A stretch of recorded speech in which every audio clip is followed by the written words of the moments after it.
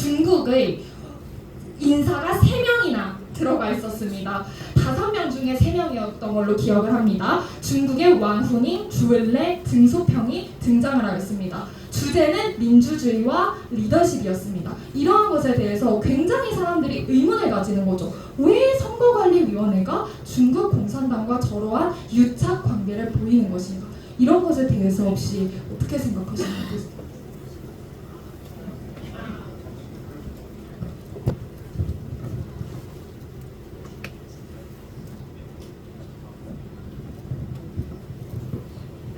Could you repeat the very last part? What do I think the connections are?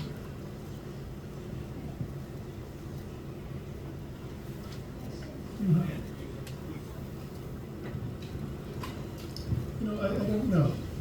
But what I do know is that the People's Republic of China has a very strong interest in having South Korea come under its domination, under its control.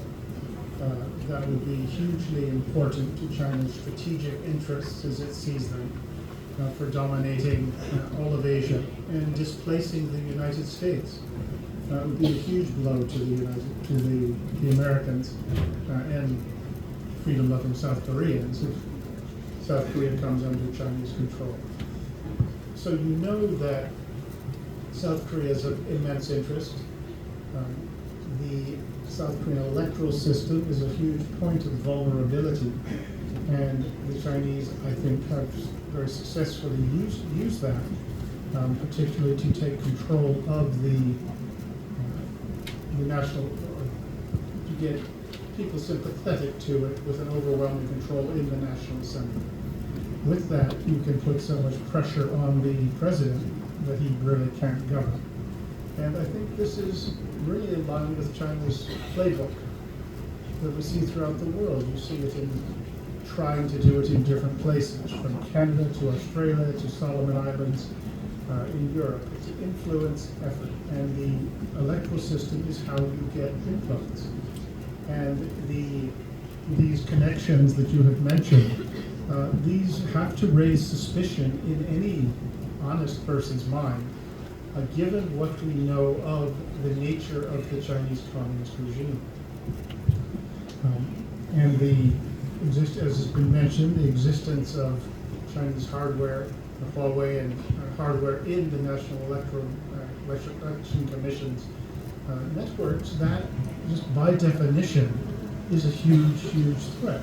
One cannot just say it's no problem, don't worry about it. So there's a lot of circumstantial evidence which combined ought to cause just immense concern. If you had, say, a daughter who was going out with some guy and you knew this much about him, you probably wouldn't like him, or you'd be worried about your daughter. So there's enough evidence from my perspective. And the Chinese will always tell you what they're going to do, so this isn't a huge surprise. And then once again, you look at the nature of the hardcore leftist radicals in South Korea. And in the US, we have our version of them in America, but they're very clear about what they intend to do and where their sympathies align. As far as the National Electoral Commission, as in any country, the organization that runs the elections is immensely important, and it has to do its job honestly and professionally. And given that there's